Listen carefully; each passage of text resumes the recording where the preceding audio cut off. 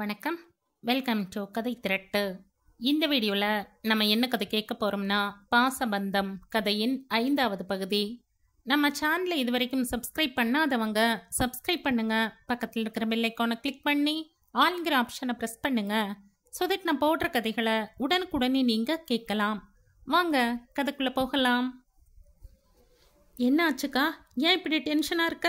ஆச்சிக்கு எதுவும் உடம்பு சரியில்லையா என்று பதறிய ஆரா பக்கத்து அறைக்கு செல்ல போக அவளது கையை பிடித்து தடுத்த மிருதுளா, இல்லம்மோ, ஆச்சிக்கு ஒண்ணுமில்ல, அவங்க நல்லா இருக்காங்க என்று இவள் பதில் அளிக்க, பின்ன என்னக்கா, ஏன் ஒரு மாதிரி இருக்க என்று ஆரா பதட்டமாக கேட்கவும் தயக்கத்துடன் மெல்ல, இல்லம்மோ, பாப்பாக்கு ஏதோ ப்ராப்ளம்னு மனசுல பட்டுட்டே இருக்கு. மதியமே அவளுக்கு லேசா காய்ச்சல் மாதிரி இருந்துச்சு.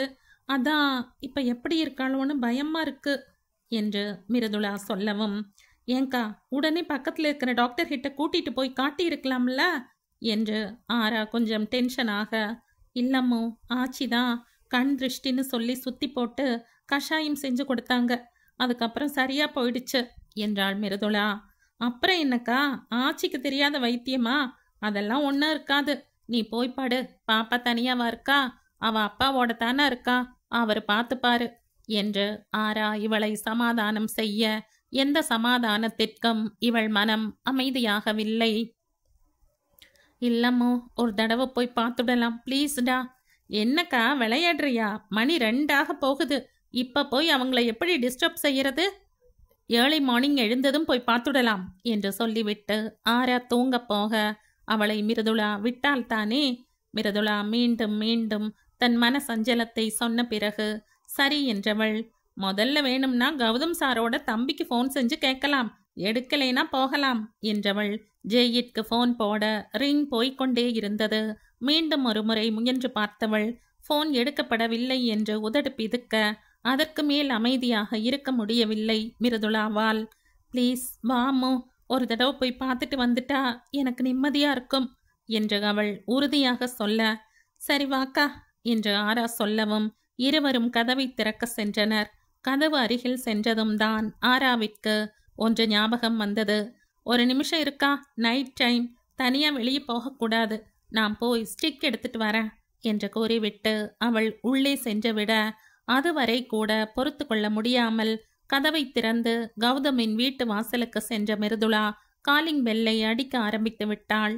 சில நிமிடங்கள் கழித்தே கதவு திறக்கப்பட்டது. பனியன் 3/4 பேண்ட்டுடன் கண்களை கசக்கி கொண்டு கொட்டாவியை வெளியேற்றபடி வந்து கதவை திறந்த கௌதம் மிருதுளாவை அந்த நிமிடம் அங்கே எதிர்பார்க்கவில்லை. அதுவும் தனியாக. கிரில் கேட்டையும் திறந்து கொண்டு வெளியே வந்தவன், என்னங்க, என்னாச்சு, இந்த நேரத்துல வந்திருக்கீங்க? பாட்டிக்கு எதுவும் உடம்பு சரியில்லையா என்று பதட்டத்துடன் கேட்க இவளோ உள்ளே பார்வையை பதித்து கொண்டே, இல்லைங்க, ஆச்சிக்கு ஒன்றும் இல்லை, வந்து பாப்பாக்கு உடம்பு எப்படி இருக்குன்னு யோசனையா இருந்துச்சு, அவளுக்கு எதுவும் ப்ராப்ளம் இல்லையே என்று கேள்வியாக கேட்டாள். அவளை விசித்திரமாக பார்த்தவன், பாப்பாக்கு ஒன்றும் ப்ராப்ளம் இல்லைங்க, அவ நைட்டே சாப்பிட்டுட்டு படுத்துட்டா என்று பதில் கூற, வந்து மதியமே அவளுக்கு லேசா காய்ச்சல் மாதிரி இருந்துச்சு, அதான் இப்போ எப்படி இருக்கான்னு எதுக்கும் நீங்கள் போய் பார்த்துட்டு வந்து சொல்லுங்களேன் ப்ளீஸ் என்று கலக்கத்துடன் மிருதுளா சொல்லவும் அவளின் கண்களில் எதை கண்டானோ சரிங்க என்று விட்டு உள்ளே சென்றான். மிருதுளாவோ தவிப்புடன் கைகளை பிசைந்தவாறு வாசலில் நின்றிருக்க அப்பொழுதுதான் அங்கு வந்து சேர்ந்தாள் ஆரா. எதற்காவது உதவும் என்று எப்பொழுதோ எங்கேயோ வைத்திருந்த கிரிக்கெட் மட்டையை தேடி எடுத்து வருவதற்குள் அவளுக்கு பல நிமிடங்கள் ஆகிவிட்டது.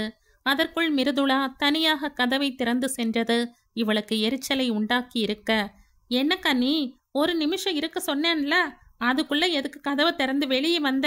அதுவும் இந்த நடு ராத்திரியில? எவனாவது படிக்கட்டுல ஒளிஞ்சிருந்து கத்தியை காட்டி மிரட்டி இருந்தா என்னவாகி இருக்கும் என்று இவள் சொல்லி கொண்டிருக்க இது எதுவும் மிருதுளாவின் காதுகளில் விழவில்லை. கௌதம் எப்பொழுது வருவான் என்றுதான் பார்த்து கொண்டிருந்தாள். வழக்கமாக தேஜா கௌதமுடன் தான் படுத்து கொள்வாள். என்றாவது கணினியில் அவனுக்கு வேலை இருக்கும் பட்சத்தில் சேகரோ இல்லை ஜெய்யோ தங்களுடன் அவளை படுக்க வைத்துக் கொள்வார்கள். அன்றும் அப்படித்தான். வேலை இருந்ததால் இரவு அவள் உணவு உண்டு தூங்கும் வரை கௌதம் அவளுடன் இருக்க, தேஜா தூங்கியதும் ஜெய்யே தனது அறைக்கு அவளை தூக்கி கொண்டு சென்று விட்டான். குழந்தை தனது அருகில் படுத்திருப்பதால் போனையும் சைலண்ட் மோடில் போட்டிருந்தான் ஜெய். அதனாலேயே சற்று முன்பு ஆரா கால் செய்யும் பொழுது அவனுக்கு கேட்கவில்லை. தற்பொழுது மிருதுளா வந்து சொன்னதும் கௌதம் நேரே தனது தம்பியின் அறைக்கு சென்று பார்க்க, கட்டிலில் 2 பக்கமும் தலையணையுடன் தேஜா படுத்திருக்க, தரையில் ஜெய் படுத்திருந்தான். சேகர் அவரது தம்பி மகளின் வீட்டிற்கு சென்றிருந்தார். இரவு பல்பின் வெளிச்சத்தில் கட்டிலுக்கு அருகில் சென்று தேஜாவின் நெற்றியில் கை வைத்து பார்க்க, அடுத்த நொடி அவனுக்கு பக்கென்றது. ஏனெனில் மிருதுளா சொன்னது போல் குழந்தையின் உடல் நெருப்பாக கொதித்து கொண்டிருந்தது. அதிர்ச்சியில் அடுத்து என்ன செய்வதென்று தெரியவில்லை. அவனுக்கு தெரிந்தவரை உடனே தெர்மாமீட்டரை எடுத்து வந்து குழந்தையின் நாக்கிற்கு அடியில் சில நொடிகள் வைத்துவிட்டு வெளியே எடுத்து பார்க்க, அது அபாய புள்ளியை தாண்டி காட்டியது. உடனே ஜெய்யை எழுப்பி விஷயத்தை சொல்ல அவனுக்கோ ஆச்சரியம். நைட் நல்லா தானே இருந்தானா, அப்புறம் எப்படி? எனக்கு தெரியாம போச்சே என்று அவனும் கவலைப்பட, உடனே மருத்துவரிடம் கொண்டு செல்ல முடிவு செய்துவிட்டு இருவரும் வேக வேகமாக உடை மாற்றி வந்தனர். அவர்கள் வேறு உடையில் பதற்றத்துடன் அறையை விட்டு வெளியே வரும்போதே குழந்தைக்கு ஏதோ பிரச்சனை என்று கண்டு கொண்ட மிருதுளாவிற்கு கண்கள் கலங்க ஆரம்பித்தது. வேகமாக இருவரும் வெளியே வர ஜெய் கதவை லாக் செய்து கொண்டிருக்க, கௌதம் மிருதுளாவிடம், நீங்க சந்தேகப்பட்டது சரிதாங்க, பாப்பாக்கு நல்ல ஃபீவர், தேங்க்ஸ்ங்க சரியான நேரத்துல வந்து சொன்னதுக்கு என்றவன், நானும் ஜெயும் ஹாஸ்பிட்டல் போறோம், நீங்க கொஞ்சம் வீட்டை பார்த்துக்கோங்க என்று சொல்லிவிட்டு நகரப்போக, நானும் உங்க கூட வரவா ப்ளீஸ் என்று கண்ணீர் கோர்த்த விழிகளுடன் மிருதுளா கேட்க, கௌதம் ஜெய்யை பார்த்தான். அதற்குள் இவர்களின் உரையாடலில் இடை புகுந்த ஆரா, அக்கா என்ன சொல்ற நீ? இந்த அர்த்தராத்திரியில வெளியே போறேங்கிற? ஆச்சிக்கு தெரிஞ்சது திட்டுவாங்க. அதான் கௌதம் சார் போறாருல்ல, நாம வேணும்னா அடிக்கடி ஃபோன் போட்டு பாப்பாவோட கண்டிஷன் பத்தி கேட்டு தெரிஞ்சுக்கலாம் என்று மிருதுளாவின் காதுக்கு மட்டும் கேட்கும்படி சொல்ல, அவளோ தங்கையின் வார்த்தைகளை கவனிக்காமல் கௌதம் என்ன பதில் சொல்ல போகிறான் என்று அவனைத்தான் பார்த்து கொண்டிருந்தாள். ஜெய்யோ இல்ல என்று சி என்ற சிஸ்டர் என்று பழக்க தோஷத்தில் சொல்ல போனவன் அந்த வார்த்தையை அப்படியே உள்ளே முழுங்கிக் கொண்டு, அதான் நாங்க போறோமே, உங்களுக்கு எதுக்கு கஷ்டம்? நைட் டைம்ல அலைச்சல் வேற. ஆரா சொல்ற மாதிரி நான் வேணும்னா அடிக்கடி ஃபோன் போட்டு பேசுறேன் என்றான். ஆனால் மிருதுளாவோ கௌதமை பார்த்து, ப்ளீஸ், அவளுக்கு உடம்பு சரியில்லாம இருக்கும்போது என்னால் இங்க நிம்மதியா இருக்க முடியாது. தயவு செஞ்சு நானும் உங்க கூட வரேன். எனக்கு எந்த கஷ்டமும் இல்லை. இங்க இருந்தான்னா பாப்பாக்கு என்னமோ ஏதோ ஒன்று பயந்துட்டே இருப்பேன். ப்ளீஸ் என்று தழுதழுத்த குரலில் கேட்க, ஒரு நொடி யோசித்தவன், சரி வாங்க என்றான் மிருதுளாவை பார்த்து. அடுத்த நொடி ஜெய் ஆராதனாவிடம் திரும்பி, கதவை லாக் செஞ்சுக்கோ, ஆச்சிக்கு சொல்லிடு, யார் வந்தாலும் கதவை திறக்காத, நான் அங்கிருந்து கிளம்பும்போது ஃபோன் பண்றேன், பத்திரம் என்று போகிற போக்கில் உரிமையில் பேசிவிட்டு செல்ல, ஆராவிற்குத்தான் அவர்கள் இருவரும் கவனித்து விடுவார்களே என்று பக் என்று இருந்தது. மிருதுளா இதை கவனிக்கவில்லை. ஆனால் கௌதம் கவனித்து விட்டான். அவனுக்கு ஜெய்யை பற்றி தெரியும். அவ்வளவு சீக்கிரத்தில் ஒருமையில் பேசுபவன் அல்ல. அவனை விட சிறு வயது நபர்களாக இருந்தாலும் வாங்க போங்க என்றுதான் பேசுவான். ரொம்ப நெருக்கமாகிவிட்ட பின்தான் வா போ என்பதெல்லாம். அதிலும் அவன் நண்பர்களை தவிர வேறு எவரையும் இன்று வரை இப்படி பேசி பார்த்ததில்லை. தற்பொழுது ஜெய் பேசியதை அவன் மனம் குறித்து கொண்டது. இங்கே பார்வதியோ தலைவலி காரணமாக மாத்திரை போட்டுக்கொண்டு தூங்கியதால் இங்கே நடந்து கொண்டிருந்த நிகழ்வுகள் அவருக்கு தெரியவில்லை. ஜெய் சொல்லிவிட்டு சென்றது போல வீட்டிற்குள் சென்று கதவை லாக் செய்துவிட்டு உள்ளே வந்த ஆரா ஹால் பால்கனி வழியாக கீழே பார்த்தாள். கீழே வந்ததும் ஜெய் வாட்ச்மேனிடம் சொல்லி வீட்டை பார்த்து கொள்ளும்படி கூறிவிட்டு காரை பார்க்கிங்கில் இருந்து எடுத்து கொண்டு வரவும், கௌதம் மிருதுளாவிடம் பின்னாடி உட்கார்ந்துக்கோங்க என்று சொல்லிவிட்டு குழந்தையுடன் முன் சீற்றில் அமரப்போக, பாப்பாவை நான் அமைச்சுக்கிறேன், நீங்க கஷ்டப்பட வேண்டாம் என்று இவள் கைகளை நீட்ட, இவனுக்கு அவளின் அதீத அன்பு ஆச்சரியத்தை ஏற்படுத்தியது. ஒன்றும் சொல்லாமல் அவளிடம் குழந்தையை கொடுத்து அவள் பின் சீற்றில் அமர்ந்ததும் கதவை அடைத்துவிட்டு இவன் முன் சீற்றில் அமர்ந்து கொள்ள கார் மருத்துவமனையை நோக்கி சீறி பாய்ந்தது. அங்கே குழந்தையை பார்த்த மருத்துவர்கள் சொன்ன முதல் வார்த்தை, என்னங்க நீங்க இவ்வளோ சீரியஸா இருக்கும்போது கொண்டு வந்திருக்கீங்க என்றுதான். அந்த வார்த்தையில் இடிந்து போய் அமர்ந்து விட்டாள் மிருதுளா. கார் மருத்துவமனையை நோக்கி சென்று கொண்டிருக்க பின் சீட்டில் மடியில் குழந்தையுடன் அமர்ந்திருந்த மிருதுளாவிற்கு குழந்தையின் உடல் உஷ்ணம் மனதுக்குள் பயத்தை உண்டாக்கியது. தேஜாவின் முகத்தையே இமைக்காமல் பார்த்து கொண்டிருந்தவளின் உதடுகள் சத்தம் இல்லாமல் கந்த சஷ்டி கவசத்தை சொல்லிக் கொண்டிருக்க கண்களோ கண்ணீரை இடைவிடாமல் வெளியேற்றி கொண்டிருந்தது. தேஜாவின் முகத்தை வருடியவளுக்கு கை விரல்கள் நடுங்க, குழந்தைக்கு ஏதாவது ஆகிவிடுமோ என்ற பயம் அடி வயிற்றை கவ்வியது. முருகா, என் பொண்ணுக்கு எதுவும் ஆகக்கூடாது, அவளை எப்படியாவது காப்பாத்து. எனக்கு வாழ்க்கையில் இருக்கிற ஒரே பிடிப்பு இவதான்.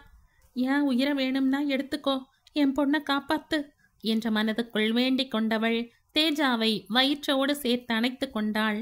மிருதுளாவின் செயல்கள் அனைத்தையும் முன்பக்க கண்ணாடி வழியாக பார்த்து கொண்டுதான் இருந்தான் கௌதம். அவளின் மௌனமான அழுகை இவனை என்னவோ செய்தது. தன் குழந்தை மேல் இவளுக்கு இவ்வளவு பாசமா? இத்தனை நாள் இவள் எங்கிருந்தாள், எங்கிருந்து வந்தாள்? அவளது முகத்தை கூட இப்பொழுதுதான் முழுவதுமாக பார்க்கிறான். பேசி பழகியது கூட இல்லை. மிருதுளாவை இவன் இங்கு பார்த்ததே சில மாதங்கள் தான் ஆகிறது. அவளின் அதீத அன்பு இவனுக்கு ஆச்சரியத்தை ஏற்படுத்தியது. நடுஜாமம் என்பதால் ரோட்டில் சுத்தமாக வண்டிகள் எதுவும் போகவில்லை. ஆதலால் அதிவேகமாக ஜெய் வண்டியை ஓட்டி வர 15 நிமிடத்தில் அந்த 24 மணி நேர மருத்துவமனைக்கு வந்து சேர்ந்திருந்தான். காரை விட்டு கீழே இறங்கிய கௌதம் பின்பக்க கதவை திறந்து மிருதுளாவிடம் இருந்து குழந்தையை வாங்கி கொண்டவன் வேக வேகமாக மருத்துவமனை ரிசப்ஷனுக்கு சென்று விவரத்தை கூற அங்கு வந்த நர்ஸ் அவனை பக்கத்தில் இருந்த அறைக்கு அழைத்து சென்றவர் படுக்கையில் குழந்தையை படுக்க வைத்து சொல்லிவிட்டு மருத்துவரை அழைக்க சென்றார். சில நிமிடங்களில் அங்கே வந்த மருத்துவர் விவரத்தை கேட்டுக்கொண்டவர் உடனடியாக சிகிச்சையை தொடங்கினார். மூவரையும் வெளியே இருக்கும்படி நர்ஸ் சொல்லவும் மூவரும் வெளியே இருந்த பெஞ்சில் அமர்ந்து கொண்டனர். முதற்கட்ட பரிசோதனை முடித்துவிட்டு மற்ற டெஸ்டுகளுக்கு ஏற்பாடு செய்துவிட்டு வெளியே வந்த மருத்துவர் இவர்களை யார் என்று விசாரித்தவர், என்ன சார் நீங்க இவ்வளோ சீரியஸா இருக்கும்போது கொண்டு வந்திருக்கீங்க? குழந்தைக்கு காய்ச்சல் ரொம்ப நேரமா இருக்கு, நைட் ஃபுல்லா பார்க்காம என்ன செஞ்சுட்டு இருந்தீங்க என்று இவர்களை பொறிந்து தள்ளவும் கௌதம் மிருதுளாவின் முகத்தைத்தான் பார்த்தான். ஆனால் அவளோ மருத்துவர் சொன்ன செய்தியில் அழுதுவிடும் நிலைமையில் இருந்தாள். சாரி டாக்டர், நைட் பாப்பா நல்லா தான் இருந்தா, அதனால் எங்களுக்கு தெரியல, நாங்களும் தூங்கிட்டோம், இப்பதான் தெரியும். சாரி டாக்டர், ப்ளீஸ் இப்ப பாப்பாக்கு எப்படி இருக்கு, சரி ஆகிடும்ல டாக்டர் என்ற தவிப்புடன் கௌதம் கேட்கவும் அவரோ இப்போ ஒன்றும் சொல்ல முடியாது சார், சில டெஸ்ட் எடுக்க வேண்டி இருக்கு, டெஸ்ட் ரிசல்ட் வந்த பிறகுதான் சொல்ல முடியும் என்று கூற டாக்டர் நாங்க பாப்பாவை பார்க்கலாமா என்று மிருதுளா அவரிடம் கேட்கவும் சரி என்று கூறிவிட்டு அவர் செல்ல மூவரும் உள்ளே சென்றனர். குழந்தையின் ரத்த மாதிரி எடுக்கவென்று அவள் கைகளில் ஊசி குத்தப்பட அந்த வலியில் விழித்து கொண்ட தேஜா வாய் விட்டு அழ ஆரம்பிக்க துடித்து போன மிருதுளா குழந்தையின் அருகில் சென்று ஒண்ணுமில்லடா அம்முக்குட்டி, சரியாயிடும்டா என்று கூறியவாறே அவளை தடவி கொடுக்க சில மணி நேரம் கழித்தே அவளது அழுகை மட்டுப்பட்டது. அதன் பின் குழந்தையின் இரத்த மாதிரி எடுக்கப்பட்டு பரிசோதனைக்கு அனுப்பப்பட மேலும் சில டெஸ்டுகளும் எடுக்கப்பட்டது. அதன் ரிசல்ட் வர என்று நேரம் கடந்து கொண்டே செல்ல காலை விடியலும் வந்துவிட்டது. அதன் பின்பே தனது தந்தைக்கு அழைத்த கௌதம் விஷயத்தை சொல்லவும் அந்த பக்கம் அவரும் பதறியவர் உடனடியாக ஊரில் இருந்து புறப்பட்டார். மூவரும் இங்கே தவிப்புடன் அமர்ந்திருக்க அப்பொழுதுதான் அவர்கள் அருகில் வந்த டாக்டர் குழந்தைக்கு கொஞ்சம் சீரியஸாத்தான் இருக்கு, இப்போதைக்கு எதுவும் சொல்ல முடியாது, டெம்பரேச்சர் இறங்கணும், 24 மணி நேரம் கழிச்சுதான் எதையும் உறுதியா சொல்ல முடியும் என்று ஒரு இடியை அவர்கள் தலையில் இறக்கிவிட்டு சென்றார். அந்த வார்த்தையில் இடிந்து போய் அமர்ந்து விட்டாள் மிருதுளா. கண்களில் கண்ணீர் தேங்கிவிட்டது. நெஞ்சுக்குள் ஏதோ பயப்பந்து உருண்டது. ஏதேதோ செய்திகளை கற்பனை செய்தவளுக்கு அவளையும் மீறி கண்ணீர் வந்தது. அந்த நேரத்தில் கடவுளைத்தான் சரணடைய முடிந்தது அவளால். கலக்கத்துடன் தேஜாவின் அருகிலேயே மூவரும் அமர்ந்திருக்க ஜெயின் மொபைல் அடிக்கவும் வெளியே வந்தவன் மொபைலை எடுத்து பார்க்க ஆரா காலிங் என்று காட்டியது. அப்பொழுதுதான் ஃபோன் செய்கிறேன் என்று சொன்னது ஞாபகம் வர உடனே காலை அட்டன் செய்து இவன் ஹலோ என்று சொல்வதற்கு முன்பே அந்த பக்கம் ஹலோ ஜெய், பாப்பாக்கு எப்படி இருக்கு என்ற பதட்டத்துடன் ஆரா கேட்கவும் அக்காவும் தங்கச்சியும் பாப்பா மேல எவ்வளவு பாசம் வச்சிருக்காங்கப்பா என்று நினைத்து புன்முறுவல் புரிந்தவன் டெம்பரேச்சர் இன்னும் இறங்கலாரா, டெஸ்ட் எடுத்துட்டு இருக்காங்க. 24 மணி நேரம் கழிச்சு தான் எதையும் சொல்ல முடியும்னு டாக்டர் சொல்லிட்டாங்க என்று இவன் பதிலளிக்க, ஐயையோ என்று அந்த பக்கம் அதிர்ச்சி. என்ன ஜெய் சொல்றீங்க? சரி, நானும் ஆச்சியும் அங்க வந்துட்டு இருக்கோம். இன்னும் ஒரு 10 மினிட்ஸ்ல வந்துடுவோம் என்று கூறிவிட்டு அவள் வைத்து விட, இவ்வளவு காலையிலேவா என்று தோன்றியது ஜெயிற்கு. ஏனெனில் நேரம் அப்பொழுதுதான் காலை 6. சொன்னபடியே 10 நிமிடத்தில் வந்துவிட்ட ஆராவும் பார்வதியும் வாசலிலேயே நின்றிருந்த ஜெய்யுடன் மருத்துவமனைக்குள் சென்றனர். பெஞ்சில் அமர்ந்திருந்த மிருதுளா பார்வதியை பார்த்ததும் அழகையுடன் மருத்துவர் கூறியதை சொல்லி, எனக்கு பயமா இருக்கு ஆச்சி, டாக்டர் என்னென்னமோ சொல்றாங்க, பாப்பாக்கு என்று அதற்கு மேல் சொல்ல முடியாமல் அவரின் தோளில் முகம் புதைத்து அழ ஆரம்பித்து விட்டாள். அவளின் இந்த திடீர் செயலில் சங்கடமாய் போயிற்று சகோதரர்கள் இருவருக்கும். சரியாகிடும் கண்ணு, நீ கவலைப்படாத என்றவருக்கு அவளை சமாதானம் செய்யத்தான் ரொம்ப நேரம் ஆயிற்று. சிறிது நேரம் அங்கே பார்வதியும் ஆராவும் இருக்க ஜெய் கேன்டீன் சென்று அனைவருக்கும் காஃபி வாங்கி வந்தான். ஆனால் மிருதுளா தனக்கு பசி இல்லை என்று கூறி குடிக்க மறுத்துவிட்டாள்.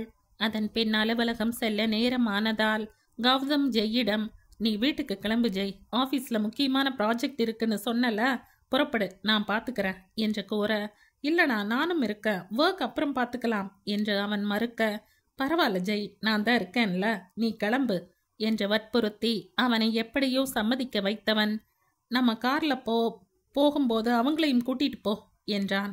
சரி என்ற ஜெய் பார்வதியிடம் சென்ற விவரத்தை கூறி அவர்களை கிளம்ப சொல்ல, சற்று தயக்கத்துக்கு பின்பே அவரும் ஆராவும் சம்மதித்தனர்.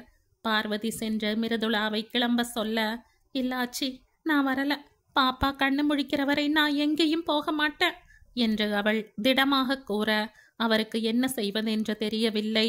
ஆராவும் ஜெய்யும் கூட சொல்லி பார்த்து விட்டனர், அவள் கேட்கவில்லை.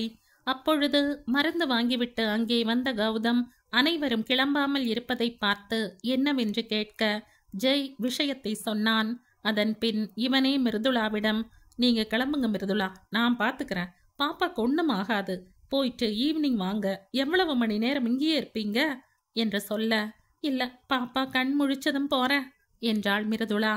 பாப்பா கண் முழிக்க நேரம் ஆகும்னு டாக்டர் சொல்லியிருக்காங்க மிருதுளா, அது வரைக்கும் இங்க எப்படி இருப்பீங்க, நான் பார்த்துப்பேன், உங்களை நீங்க எதுக்கு கஷ்டப்படுத்திக்கிறீங்க என்று இவன் மறுபடியும் சொல்ல, நிமிர்ந்து அவனை ஒரு நொடி உற்று பார்த்தவள், எனக்கு எந்த கஷ்டமும் இல்லைங்க, உங்களுக்கு என்னால் டிஸ்டர்ப் இருக்குன்னா சொல்லுங்க, நான் போயிடுறேன் என்றாள் லேசான கலங்கிய குரலில். மிருதுளா அப்படி சொன்னதும், என்ன கண்ணு என்று பார்வதி சங்கடமாக கௌதமை பார்க்க அமைதியாக நின்றிருந்த அவன் சில நொடிகள் கழித்து ஜெய்யிடம் திரும்பி, மிருதுளா இங்கிருக்கட்டும் ஜெய், நீ அவங்களை கூட்டிக்கிட்டு போ என்றான். அதன் பிறகும் செல்லாமல் நின்று கொண்டிருந்த பார்வதியிடம், நான் உங்க பேத்தியை பார்த்துக்கிறேன் பாட்டி, இங்கேயே சாப்பிட இடம் இருக்கு, பாப்பா கண் முழிச்சதும் உங்களுக்கு தகவல் சொல்றேன், நீங்க வீட்டில் ரெஸ்ட் எடுத்துட்டு சாயந்தரம் வாங்க என்ற கௌதம் சொன்ன பிறகு மிருதுளாவை பார்த்து கொண்டே அங்கிருந்து சென்றார் அவர்.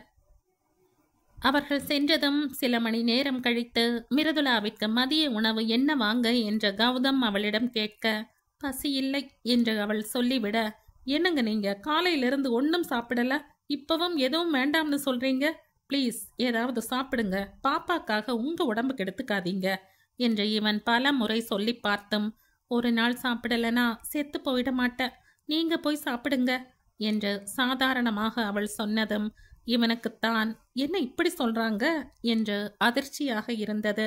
சொல்லிவிட்டு மிருதுளா இருந்த இடத்தை விட்டு அசையாமல் இருக்க வேறு வழியில்லாமல் அமைதியாக அமர்ந்து விட்டான் கௌதம். மருத்துவர் அவ்வப்பொழுது வந்து குழந்தையை பார்த்துவிட்டு சென்றார். குழந்தையின் உடல்நிலையில் முன்னேற்றம் ஏற்படுவது போல தெரியவில்லை. அவர்களால் முடிந்த எல்லா முயற்சியையும் செய்து கொண்டிருந்தார்கள். இப்படியே நேரம் சென்று கொண்டிருக்க மாலை நேரம் திடீரென்று தேஜா இருந்த அறையின் நர்ஸ் வேக வேகமாக சென்று டாக்டரை அழைத்து வர இவர்கள் இருவருக்கும் குழப்பமாக இருந்தது. பதற்றத்துடன் எழுந்து உள்ளே சென்று பார்க்க குழந்தையின் உடல் தூக்கி தூக்கி போட்டு கொண்டிருந்தது.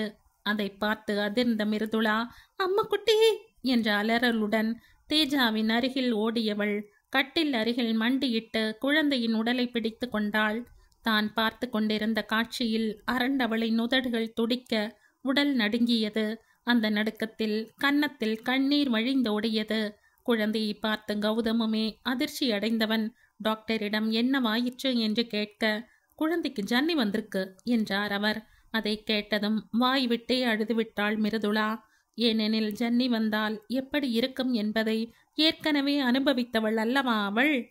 கலங்கிய கண்களுடன் கைகளை பிசைந்து கொண்ட கௌதம் நிற்க, மிருதுளாவோ அம்முக்குட்டி எழுந்திருடா கடவுளே என்று புலம்ப ஆரம்பித்தவள். குழந்தையின் நிலைமை மோசமாவதை பார்த்ததும் இன்னும் பயந்தவள் அழுகையுடன், அம்முக்குட்டி கண்ணை திறடா, அம்மா இருக்கண்டா பக்கத்துல, கண்ணை திறந்து அம்மாவை பாருடா என்று கூறியவாறே தேஜாவின் நெஞ்சு பகுதியை தடவி கொடுத்து கொண்டே குழந்தையின் நெற்றியிலும் கன்னத்திலும் அழுத்தமாக தனது இதழை பதித்தாள். அவள் அம்மா என்றதுமே அதிர்ந்த கௌதம் தேஜாவை விடுத்து மிருதுளாவின் முகத்தை தான் பார்த்து கொண்டிருந்தான். அதில் தெரிந்த உணர்வுகள் அவனை அசைத்து பார்த்தது. பொதுவாக எல்லோரும் குழந்தைகள் என்றால் பாசம் வைப்பார்கள். ஆனால் இவளின் இந்த அதீத அன்பு அவனை வியப்படைய செய்தது. பாசம் இருக்கும், ஆனால் இந்த அளவுக்கு பாசம் வைக்க முடியுமா ஒருவரால் என்ற எண்ணம் அவனின் மனதை குழப்பியது. அதற்கு மேல் அங்கிருந்த சூழ்நிலை அவனை யோசிக்க விடவில்லை. இவனை அழைத்த நர்ஸ் மிருதுளாவை வெளியே அழைத்து சொல்ல அவளோ அங்கிருந்து நகர்வதாக இல்லை. அம்முக்குட்டி அம்முக்குட்டி என்று மீண்டும் மீண்டும் சொல்லி உளறிக் கொண்டிருந்தாள். அவளின் அழுகையை பார்த்த டாக்டர் வேறு வழி இல்லாமல் ஒன்றும் சொல்லாமல் விட்டுவிட்டார். டாக்டர் தங்களது சிகிச்சையை தொடர்ந்து கொண்டிருக்க, மிருதுளாவோ குழந்தையின் கைகளை பரபரவென்று தேய்த்து கொண்டே அவளிடம் பேச்சு கொடுத்து கொண்டிருந்தாள். தனது குரலை கேட்டால் குழந்தை எழுந்து விடுவாள் என்ற நம்பிக்கை அவளுக்கு. அதன் பலனாகவோ என்னவோ சில மணி நேர போராட்டத்துக்கு பிறகு கண் விழித்து மிருதுளாவின் வயிற்றில் பாலை வார்த்தாள் தேஜா. இதில் வெறும் பார்வையாளனாகி போனான் கௌதம். குழந்தை கண் விழித்ததும் ஓவென அழ ஆரம்பிக்க, சந்தோஷத்தில் கண்ணீருடன் அவளை தன் நெஞ்சோடு சேர்த்து அணைத்த மிருதுளா குழந்தையின் முகம் முழுவதும் முத்த மழை பொழிந்து விட்டாள். அதன் பின் தேஜாவை பரிசோதித்த டாக்டர் சில மருந்துகளை எழுதி கொடுத்தவர். இனி பேபிக்கு ப்ராப்ளம் எதுவும் இல்லை, she is out of danger now. நான் சொல்கிறேன்னு தப்பாக எடுத்துக்காதீங்க சார், குழந்தைக்கு அம்மா இல்லைன்னு இனிமே சொல்லாதீங்க என்றவர் மிருதுளாவை சுட்டி காட்டி, இவங்களை விட பெஸ்ட் அம்மா உங்கள் குழந்தைக்கு கிடைக்க மாட்டாங்க. குழந்தைக்கு ஒன்னொன்னதும் ரொம்ப துடிச்சு போயிட்டாங்க. இவங்க அழுததை பார்க்கும்போது எனக்கே ஒரு நிமிஷ குழப்பம், இவங்க உண்மையா யாருன்னு என்று சிரித்தவர், சின்ன குழந்தை இருக்கும்போது எந்த நேரத்திலையும் கவனமாக இருக்கணும் சார். இன்னைக்கு ஃபுல்லாக இங்கே அப்சர்வேஷனில் இருக்கட்டும், நாளைக்கு டிஸ்சார்ஜ் செஞ்ச வீட்டுக்கு கூட்டிகிட்டு போயிடலாம். Don't worry, take care of the baby. முடிஞ்சால் அவங்களையும் கன்சோல் பண்ணுங்க என்று கூறிவிட்டு அங்கிருந்து சென்று விட்டார். டாக்டர் சொல்லிவிட்டு சென்ற வார்த்தைகள் கௌதமின் செவிகளில் மீண்டும் ஒலித்தது. அப்படியே திரும்பி மிருதுளாவை பார்த்தான். அவள் முகத்தில் தெரியும் தவிப்பு அவளை பார்க்கும் யாரையுமே ஒரு நொடி அவள்தான் தேஜாவின் தாய் என்றுதான் நினைக்க வைக்கும். இந்த அன்பு எதனால் என்று அவனால் சத்தியமாக புரிந்து கொள்ள முடியவில்லை. அப்படியே சில நொடிகள் பார்த்து கொண்டிருந்தவன் தேஜா தன்னை நோக்கி கை நீட்டவும் நினைவுக்கு திரும்பியவன் அப்போதைக்கு அந்த யோசனையை விட்டுவிட்டு குழந்தையிடம் சென்றான்.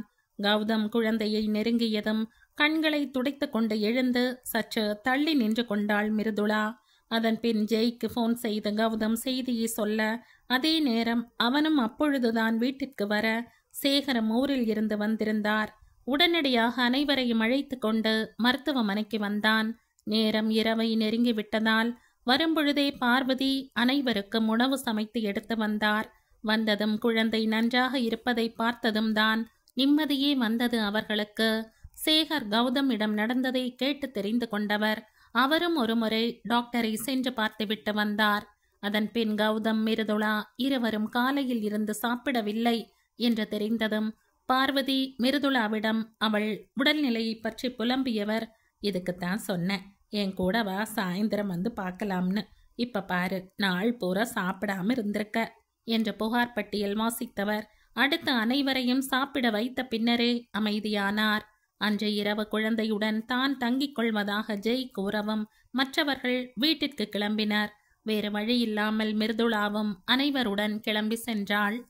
அன்று இரவு தனது அறையில் படுத்திருந்த கௌதமிற்கு மிருதுளாவை பற்றிய யோசனைதான், கூடவே வேறொரு சந்தேகமும். ஒருவேளை அது உண்மையாக இருந்தால் என்று யோசிக்கும் போதே அவனுக்குள் சிறு கலக்கம். அடுத்த நாள் கௌதம் மட்டும் சென்று குழந்தையை டிஸ்சார்ஜ் செய்து அழைத்து வந்தான். தனது அலுவலகத்துக்கு போன் செய்தவன் 4 நாள் விடுப்பு எடுத்துக்கொண்டான். டாக்டர் சொன்னது போல குழந்தைக்கு வேளா வேளைக்கு மருந்துகள், சரியான உணவுகள் கொடுத்து நன்றாக பார்த்து கொண்டான். இங்கே மிருதுளாவிற்குத்தான் தினமும் குழந்தையுடனேயே இருந்தவளுக்கு இப்பொழுது அதுவும் தேஜா உடல்நிலை சரியில்லாத நேரத்தில் தன்னால் பார்த்து கொள்ள முடியவில்லையே என்ற ஏக்கமும், குழந்தை எப்படி இருக்கிறாளோ என்ற கவலையும் ஏற்பட அவ்வப்போது பார்வதியிடம் சொல்லி கௌதம் வீட்டிற்கு சென்று பார்த்து வர செய்தாள். பார்வதி அடிக்கடி வந்து விசாரித்துவிட்டு சென்றதை பார்த்து கொண்டிருந்த கௌதம் மிருதுளாவின் உணர்வுகளை புரிந்து கொண்டவன். 3ஆம் நாளில் குழந்தையை அவளிடமே கொடுத்து விட்டவன். இரவு நேரம் தேஜா தூங்கியதும் வந்து வாங்கி செல்வான். இப்படியே இருவரின் கவனிப்பிலும் தேஜாவின் உடல்நிலை குணமானது. அன்றில் இருந்து இரவில் வெகு கவனமாக அலாரம் வைத்து பார்த்து கொண்டனர் கௌதமும் ஜெய்யும். அன்று தேஜாவின் பிறந்த நாள். காலையிலேயே குழந்தையை அழைத்து கொண்டு கௌதம் கோவிலுக்கு செல்ல இவனுக்கு முன்பே மிருதுளா அங்கே இருந்தாள். கண்களை மூடி அவள் வேண்டிக் கொண்டிருக்க இவனும் அங்கே சென்று குழந்தையின் பெயர், ராசி, நட்சத்திரத்தை சொல்லி ஐயரிடம் பூஜைக்கு கொடுக்க, தேஜாவின் பெயரை கேட்டதும் கண் விழித்த மிருதுளா எதிரில் கௌதமின் கைகளில் குட்டி பட்டு பாவாடை, தலையில் பூ என பார்க்க அழகாக இருந்த தேஜாவின் மேல் இருந்த பார்வையை எடுக்க முடியவில்லை. அதற்குள் ஐயர் வந்து இருவரின் அர்ச்சனை தட்டுகளை கொடுக்க மிருதுளா அவரிடம் தேஜாவை காட்டி, பாப்பாக்கு இன்னைக்கு பிறந்த நாள் சுவாமி, பெரியவங்க நீங்க அவளை ஆசீர்வாதம் பண்ணணும் என்று கேட்டுக்கொள்ள, அதுக்கென்ன, தாராளமா பண்ணிடலாம் என்றவர் குழந்தையிடம் திரும்பி தலைமேல் கை வைத்து, நீண்ட ஆயுளோட தீர்க்காயுசா க்ஷேமமா இருக்கணும் என்று ஆசீர்வதித்துவிட்டு சென்றார். சந்நிதியில் இருந்து வெளியே வந்ததும் தேஜா இவளை நோக்கி தாவவும் குழந்தையை அவளிடம் கொடுத்தான் கௌதம். வாங்கியவள் தேஜாவிற்கு திருநீர் பூசிவிட்டு கன்னத்தில் முத்தம் வைத்தவள், பாப்பாக்கு இந்த ட்ரெஸ் அழகா இருக்கு என்று கூற, அவ தாத்தா செலக்ஷன், ஆனா ட்ரெஸ்ஸை போடுறதுக்குள்ளதான் எங்களை ஒரு வழி பண்ணிட்டா என்று கூறிவிட்டு கௌதம் சிரிக்க மிருதுளாவின் முகத்திலும் புன்னகை. இவர்கள் இருவரும் சிரிப்பதை பார்த்து தேஜாவும் பல்லெல்லாம் தெரியும்படி சத்தமாக சிரித்து போவோர் வருவோரை திரும்பி பார்க்க வைத்தாள். தேஜாவிற்கு இது முதல் பிறந்த நாள் என்பதால் பக்கத்தில் இருந்த நட்சத்திர ஹோட்டலில் மாலை விழாவிற்கு ஏற்பாடு செய்திருந்தான் கௌதம். விழா ஏற்பாடுகளை கவனிக்க ஜெய்யும் சேகரும் முன்பே சென்றுவிட 1 மணி நேரம் கழித்து புறப்பட்டான் கௌதம். வீட்டை பூட்டிக் கொண்டிருக்கும் பொழுது ஆராவும் பார்வதியும் கிளம்பி அவர்கள் வீட்டின் வாசலில் நின்றிருக்க சீக்கிரம் வரும்படி தனது சகோதரியை அழைத்து கொண்டிருந்தாள் ஆரா. அதற்குள் இவர்களை பார்த்துவிட்ட கௌதம் தன்னுடன் வருமாறு அழைக்க, இல்ல தம்பி, நாங்க ஆட்டோல வந்துடுறோம், நீங்க கிளம்புங்க என்று கூறி மறுக்க, என்ன பாட்டி, ஏன் பொண்ணோட பர்த்டேக்கு வரீங்க? அப்ப நீங்க என்னோட கெஸ்டை ஒழுங்கா கூட்டிட்டு வரலனா அப்புறம் தேஜா என்னை ரூம்குள்ள பூட்டி வச்சு அடிப்பா என்றவன் தேஜாவிடம் திரும்பி, அப்படித்தான குட்டிமா என்று கேட்க, குழந்தைக்கு என்ன புரிந்ததோ தலையை மேலும் கீழும் ஆம் என்பது போல ஆட்டினாள். அதற்கு ஆரா, அப்பாவை அடிக்கிறியா நீ என்று அவளுடன் விளையாடி கொண்டிருக்க, அப்பொழுது வீட்டிற்குள் இருந்து வெளியே வந்தாள் மிருதுளா. அழகிய பிங்க் நிற டிசைனர் புடவையில் எளிமையான மேக்கப்பில் பார்ப்போரை வாவ் என்று சொல்லும்படி வசீகரிக்கும் அழகுடன் இருந்தாள். இவளை இப்படி ஒரு கோலத்தில் இப்பொழுதுதான் பார்க்கிறான் கௌதம். எப்பொழுதும் எளிமையான புடவை, இல்லை சுடியில், கழுத்தில் சின்ன செயின், காதில் சின்ன தொங்கட்டான், நெற்றியில் குட்டி ஸ்டிக்கர் பொட்டு என்று பார்க்கவே மிகவும் எளிமையாக இருப்பாள். இன்றோ கண்களை கவரும் புடவையில் அதற்கேற்ற நகைகளுடன் சூப்பராக இருந்தாள். அதிலும் அவளின் தோற்றத்திற்கு ஏற்ப போடப்பட்டிருந்த சிம்பிள் மேக்கப் அவளின் அழகை மேலும் மெருகேற்றி காட்டியது. எல்லாம் ஆராவின் வற்புறுத்தல்தான். எப்பொழுதும் தலைமுடியை தூக்கி கொண்டை போட்டிருப்பவள் இன்று காதோர முடியை மட்டும் தூக்கி கிளிப் போட்டிருக்க, இடுப்பை தாண்டி அலை அலையாக நீண்டிருந்தது அவளின் கூந்தல். இவளுக்கு இவ்வளவு நீண்ட கூந்தல் இருப்பதையே இப்பொழுதுதான் பார்க்கிறான் கௌதம். அவளை பார்த்ததும் மனதுக்குள் தோன்றிய எண்ணம், எந்த காலத்துல இருக்காங்க இவங்க? புருஷன் பிரிஞ்சு போயிட்டாங்கிறதுக்காக இவங்க ஏன் அப்படி இருக்கணும்? அழகா இருக்காங்க, ஒரு தடவை கூட பூ வச்சு நான் பார்த்ததில்ல. சம்மதிச்சு தான் பிரிஞ்சிருப்பாங்க. அப்புறம் ஏன் இவங்களே கஷ்டப்படுத்திக்கணும் என்பதுதான். ஆனால் அவனுக்கு தெரியாது, இருவரும் சம்மதித்து பிரியவில்லை, வலுக்கட்டாயமாக இவள் பிரிக்கப்பட்டாள் என்று. அதன் பின் அனைவரும் கௌதமின் காரிலேயே ஹோட்டலுக்கு சென்றனர். அங்கே இருந்த அனைவரின் கண்களிலும் முதலில் பட்டது கௌதம், மிருதுளா மற்றும் தேஜாவின் ட்ரெஸ் கலர்தான். ஆம், மூவருமே பிங்க் நிறத்தில்தான் உடை உடுத்தியிருந்தனர். தற்செயலாக இது நடந்திருந்தாலும் பார்ப்பவர்களுக்கு வித்தியாசமாகத்தான் தெரிந்தது. ஜெய் கூட கௌதமை அழைத்து இதை சொல்ல, இதுல என்ன இருக்குடா, it is just and go incident என்று விட்டு நகர்ந்து விட்டான். இந்த காட்சி ஆராவிற்குத்தான் சுவாரஸ்யமாக இருந்தது. ஆரா தனது அக்காவை பற்றி யோசித்து கொண்டிருக்க, ஜெய்யோ ஆராவை சைட் அடித்து கொண்டிருந்தான். Sky blue colour party wear anarkali சுடியில் சைடில் ஸ்பிளிட் கட் செய்யப்பட்டிருக்க, அதற்கு ஏற்ற ஆக்சசரிஸுடன் தூக்கி போடப்பட்டிருந்த போனி டைலில் பார்க்கவே ஸ்டைலாக இருந்தாள். அவளை பார்த்ததும் ஷபா என்ற பெருமூச்சுடன் தலைமுடியை கோதிக்கொண்ட ஜெய், அந்த கிளியோ பேட்ராவே நடந்து வர மாதிரி இருக்குடா சாமி, அதுலயும் அந்த கண்ணு ஸ்மோக்கி லுக்கில் ஆள கேரங்கடிக்குது என்று நினைத்து கொண்டவன் மனசுக்குள் அந்த கண்களுக்கு மிருதுவான முத்தம் ஒன்றை பதித்து விட்டுதான் அங்கிருந்து நகர்ந்தான். அதன் பிறகு கேக் வெட்டப்பட அனைவரின் வாழ்த்துக்களுடன் மகிழ்ச்சியுடனும் பிறந்த நாள் விழா இனிதே நிறைவேறியது. அவர்களின் இந்த சின்ன சந்தோஷம் கூட அந்த கடவுளுக்கு பொறுக்கவில்லை போல. தற்பொழுதுதான் ஒரு துன்பத்தில் இருந்து மீண்டு வந்தவர்களுக்கு அடுத்து ஒரு மிக பெரிய துன்பம் அவர்களை நோக்கி வந்து கொண்டிருந்தது. ஆனால் இதன் முடிவில் கௌதம், மிருதுளாவின் வாழ்க்கை திசை திரும்ப போகிறது என்பது நன்மையே. தேஜாவின் பிறந்தநாள் முடிந்து நாட்கள் அமைதியாக சென்று கொண்டிருந்தது. ஆராவின் குடும்பம் அங்கே குடி வந்து கிட்டத்தட்ட 10 மாதத்துக்கு மேலாகி இருந்தது. எப்பொழுதாவது பார்த்தால் சின்ன புன்னகையுடன் இருந்த கௌதம், மிருதுளா நட்பு அன்றைய மருத்துவமனை நிகழ்வுக்கு பிறகு சின்ன பேச்சுகள், உதவிகள் என்று கொஞ்சம் கொஞ்சமாக வலுப்பெற ஆரம்பித்தது. சில நேரங்களில் கௌதம் வெளியில் புறப்படும் போது மிருதுளா எங்கேயாவது கிளம்ப நேர்ந்தால் தனது காரிலேயே அவளை அழைத்து சென்று அவள் போக வேண்டிய இடத்துக்கு சென்று விடுவதும், சில சமயங்களில் தெருவில் அவள் நடந்து வந்து கொண்டிருந்தால் அவளை அழைத்து வருவதுமாக சில உதவிகளை தானே சென்று செய்தான் கௌதம். அன்றொரு நாள் அப்படித்தான். மாடியில் செடி வைக்கவென்று கடைக்கு சென்று செடிகள், தொட்டிகள், மண், உரம் என்று தேவையான பொருட்களை வாங்கி வந்திருந்த மிருதுளா அவற்றை மொட்டை மாடியில் வைக்கவென்று ஒவ்வொரு தொட்டியாக தூக்கி கொண்டு சென்று கொண்டிருந்தாள். கூட ஆராவும் உதவி செய்து கொண்டிருந்தாள். இவர்களை பார்த்த கௌதம் குழந்தையை ஆராவிடம் கொடுத்துவிட்டு மிருதுளாவுடன் சேர்ந்து அனைத்து தொட்டிகளையும் மேலே கொண்டு சென்று அவள் சொன்ன இடத்தில் அடுக்கி வைத்தவன் அவளுடன் சேர்ந்து தொட்டிகளில் மண்ணை நிரப்பி செடிகளை நட்டு என்று அனைத்து வேலைகளையும் செய்தான். எல்லா வேலைகளையும் முடித்ததும் மிருதுளா கௌதமிடம் தனது நன்றிகளை தெரிவிக்க, இதுக்கு எதுக்குங்க தேங்க்ஸ், இட்ஸ் ஓகே என்றவன் அவளிடம், உங்களுக்கு தோட்டம் வைக்கிறதுனா பிடிக்குமா என்று கேட்க, ரொம்ப பிடிக்கும். சென்னையில் தனி வீடு, வீட்டில் சும்மா இருக்க போர் அடிக்கும்னு தோட்டம் போடலாம்னு முடிவு செஞ்சு வீட்டுக்கு பின்னாடியும் முன்னாடியும் தோட்டம் வச்சோம். அப்போ இருந்து தோட்டம், செடி எல்லாம் ரொம்ப இன்ட்ரெஸ்ட் உண்டு. இங்கே அப்பார்ட்மெண்ட்டுங்கிறதால வைக்க முடியல.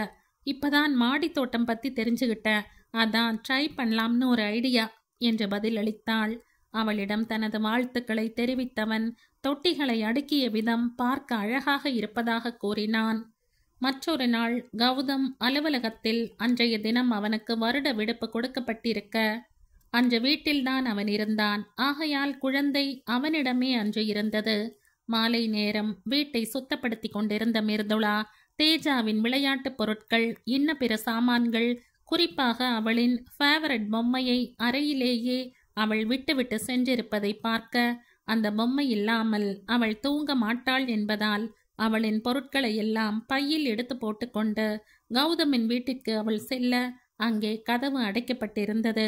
காலிங் பெல்லை அடித்துவிட்டு இவள் காத்திருக்க, சில நிமிடங்கள் கழித்து வந்து கதவை திறந்தான் கௌதம். அவனின் தோற்றத்தை பார்த்த மிருதுளாவிற்கு சிரிப்பு வந்துவிட்டது. சிரிப்பை அடக்கி கொண்டு நின்றிருந்தாள். ஸ்போர்ட்ஸ் பேண்ட்டும் உள் பனியனுடன் அவன் நின்றிருக்க, அவனது 2 கைகளிலும் சோப்பு நுரை மூடியிருக்க, முகம் மற்றும் தலைமுடியிலும் சோப்பு நுரை பரவி இருக்க, இவற்றுக்கு எல்லாம் மேலாக அவனது மூக்கு நுனியில் சோப்பு நுரை கிளவுன் நோஸ் போல காட்சியளித்தது. கௌதமோ மிருதுளாவை அந்த நேரம் அங்கே சற்றும் எதிர்பார்க்கவில்லை. வெளியே சென்றிருந்த தந்தைதான் திரும்பி வந்துவிட்டார் என்று நினைத்தவன் தேஜாவை குளிக்க வைத்து கொண்டிருந்த கையோடு வந்து கதவை திறந்தான்.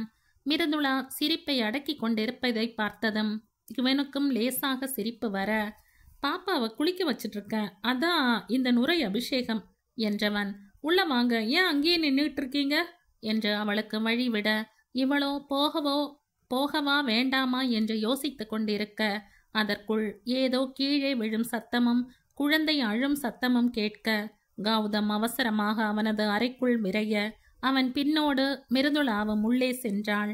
கௌதமின் அறையில் உள்ள அட்டாச் பாத்ரூமில் தண்ணீர் நிறைந்த பக்கெட்டில் தலை குப்புற தேஜா மல்லாந்து விழுந்து கிடக்க, அவளை குளிப்பாட்டவென்று பக்கத்தில் வைக்கப்பட்டிருந்த ஜக், விளையாட்டு பொம்மை எல்லாம் சாய்ந்து கிடந்தது. குழந்தை இருந்த நிலையை பார்த்து பதறியபடி கௌதம் குழந்தையை தூக்க, அவனிடமிருந்து குழந்தையை வாங்கிய மிருதுளா குழந்தையின் நெஞ்சிலும் முதுகிலும் தட்டி கொடுத்து அவளின் மூக்கில் இருந்த தண்ணீரை வெளியே வர செய்தாள். தண்ணீர் மூக்குக்குள் போனதில் ஏற்பட்ட எரிச்சலில் குழந்தை இருமிக் கொண்டே இருந்தாள். அதற்குள் கௌதம் கீழே கிடந்த பொருட்களை எல்லாம் ஒழுங்காக எடுத்து வைத்துவிட்டு இவளிடம் வந்தவன், எப்படி விழுந்தா தெரியலையே என்று கவலையுடன் சொல்ல, இவளோ கௌதம் கதவை திறக்க வரும்பொழுது குழந்தையை எப்படி விட்டுவிட்டு வந்ததாக கேட்க, அவன் பதில் சொல்ல, அதில் இருந்து குழந்தை எப்படி விழுந்தாள் என்பதை புரிந்து கொண்டாள். அதாவது பக்கெட்டின் விளிம்பை பிடித்தபடி உள்ளே கைகளை விட்டு தண்ணீரில் விளையாடி கொண்டிருந்த தேஜா ஒரு கட்டத்தில் காலுக்கு அருகில் இருந்த சோப்பு வழிக்கே தலை குப்புற உள்ளே விழுந்திருக்கிறாள். இந்த கதையின் தொடர்ச்சியை அடுத்த பதிவில் கேட்கலாம். நன்றி.